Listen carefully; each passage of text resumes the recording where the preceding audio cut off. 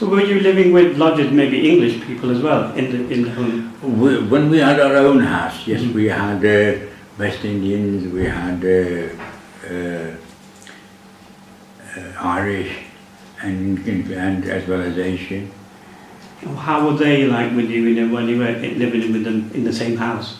I had no problem with any of them, and in fact, those days when the West Indian community were just coming from Jamaica mainly, they were grateful for anybody offering them somewhere to live. Yeah. I mean, they have described that sometimes you have boards saying no Asians allowed in homes and stuff, or no blacks allowed. Is that something that they would actually experience in that time? They may have experienced. We definitely, the family that lived in our house, I still remember them and we still meet them. And in fact, one of the lady, one of the Mrs. Scott, her daughter, they were nurses. Actually, she was a nurse, and her daughter was a nurse. And when my grandmother went into hospital, and they realised who she was, and they said, don't you worry, we'll look after your grandmother. Because they still remember, and they had good memories of living with us. That's nice. Now coming back to obviously living conditions, and then you were 8 when you came here. You moved into school. 11. 11, sorry, you were 11 when you came here. And you started school. What was it, junior school, or was it the community centre on Degas Road? Degas Road. That's St James. That actually was a school there. Right. And I started there for the first, I think 6 months. 6 months. Then we moved into Rignall Street, now the Rosal School on Rignall Street, and that's where I finished. But obviously soon after that sort of went into junior, and all the senior schools went out of town. Right. But when I finished there at 16, we were still there. You were still there. Yeah. What was the teachers, teaching methods? Obviously, you came from Pakistan, you didn't have any English, and you were writing from right to left rather than left to right, as you would in Pakistan. What were the obstacles, and what were the teaching methods like, and how did you learn, and how was it like when in terms of your progression?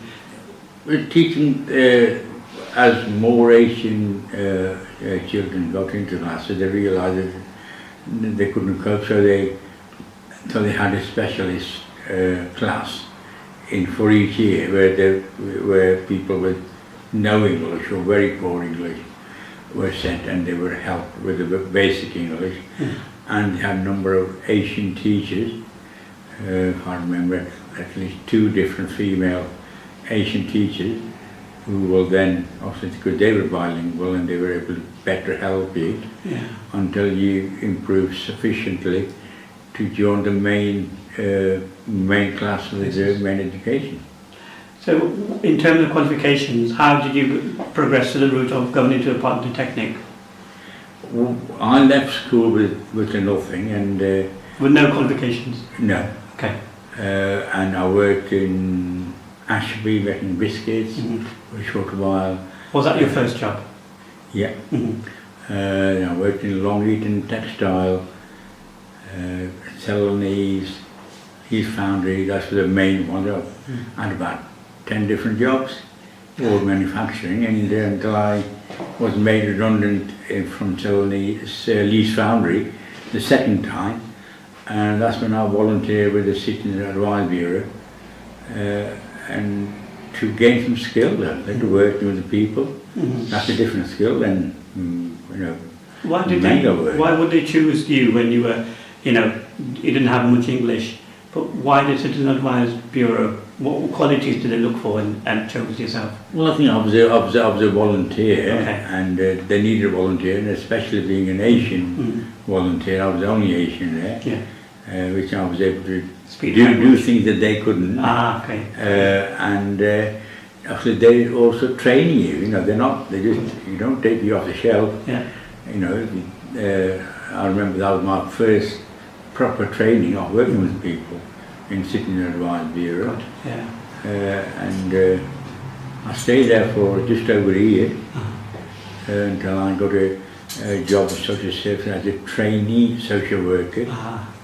And that's where I spent there 18 months where I developed my skills and also had a lot of help. What made you go into social work? I mean, did you enjoy interacting with people? Did you enjoy solving problems of people? Or what made you go into social work? Well, at that time, there's a lot of unemployment. Employment was increasing, and I had to look around as to where do I want to go. What, I worked in textile, done foundry, done. There was the option with taxis. I did a lot of taxis. Taxi wasn't for me. Foundry now, textile now. So I thought I'll travel. I'll look at working with people. Good. But I had to develop my skills. Yes. So you developed your skills. You got your traineeship within social services, and then at what point from there did you go on to actually formally study social work and then become a social worker? Yeah. Well, as a trained social worker. Derbyshire County Council, that was a Derbyshire, then agreed to fund me, providing I get a place in the Polytechnic. I went after 18 months, applied for a place, and I was successful in getting a place in Leicester Polytechnic, which was funded by Social Services. Stayed there for 2 years, which was a good life experience. And after 2 years, I came back as a qualified social worker. And then, you're working with the people anyway, but then you're working at a different level. And you're developing your skill all the way through. Good. When Derby City split from Derbyshire, I stayed with Derbyshire, and I was working in Erewash, which is mainly Long Eaton and Ilkeston, mainly European, non-Asian. There are very few Asian in those two areas. So nearly all my clients, all people I was working with were, European. And what type of problems did they have, and what were you tackling, and what were your experiences like with them? When I first started, it was in a generic team where I had children cases, older people. But when the specialism came in, I chose to work with older people, over 65, mainly people needing home help, who were not coping at home, or they need to go into a care home, short-term care or long-term care, and that's to assess people for that. They assess their need and try to work out how best we can meet those needs. Because as social services was developing, and then when the financial squeeze came in, we were assessing people for making contribution. So things, it was not just one, this is what we do. No. We kept on evolving as the need kept evolving. Number of people in care home or needing care aid in their own home increased, and we had to do better, do more. And coming back to the community now, and how do you think the community was at your particular time where you were, and where were they at that time, in terms of their social standing, and what type of normal community themes were there at that particular time of the year, the era where you were in Derby, and how do you think the community was developed as it went along?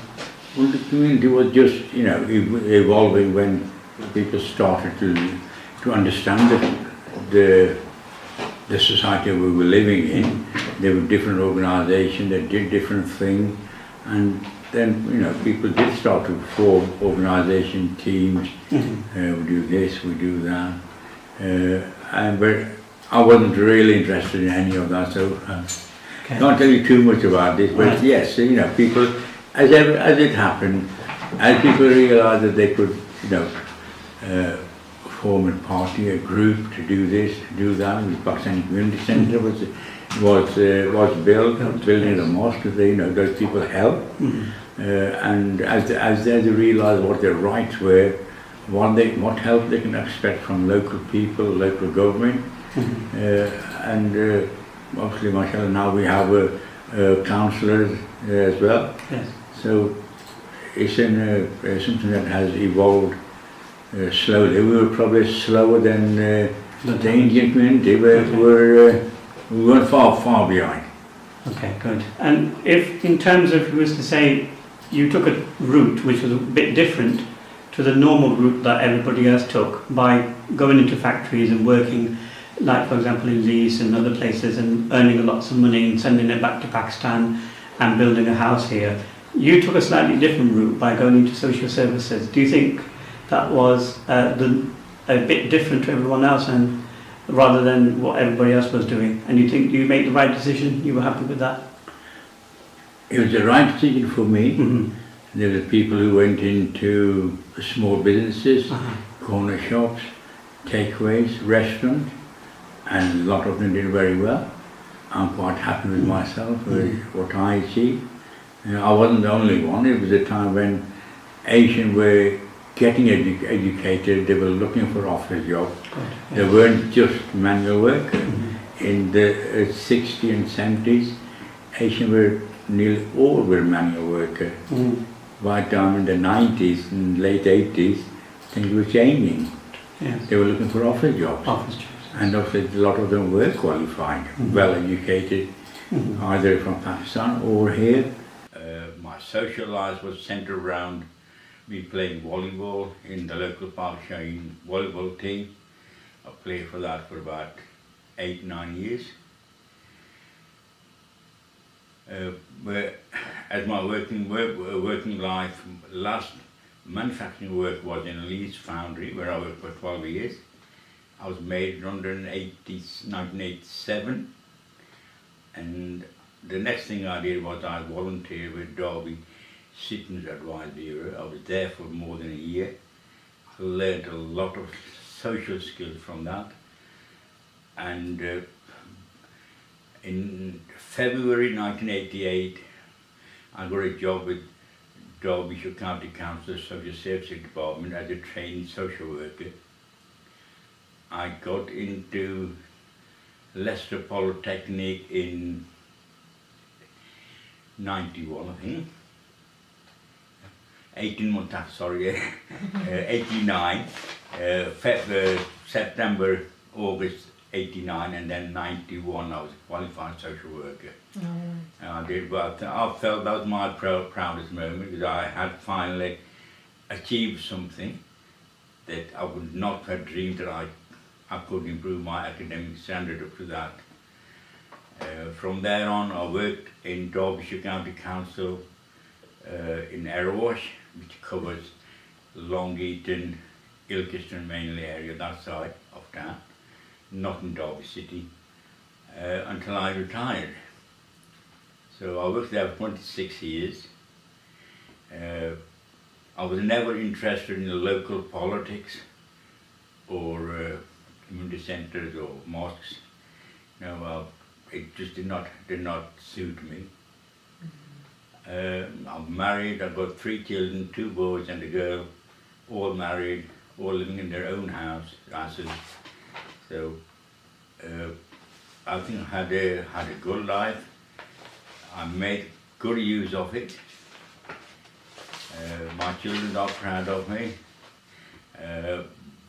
We all know their first language is English, whereas mine, I think, is 50-50. My grandchildren, of course, they're just English. Yeah. Anything else? Am I missing anything out? About community, how, so you said that you were not interested in anything. How has, you were contributing in the community, in Pakistani community or community wherever you were living? Well, Pakistani community in Derby grew slowly, and from when I first came in 1960, I think there were probably 3 or 4 houses for Muslim families. And I think we bought one, my dad bought a house in 1960, I think it was 1 or 2, and that's when I had our own room and I had my own bed.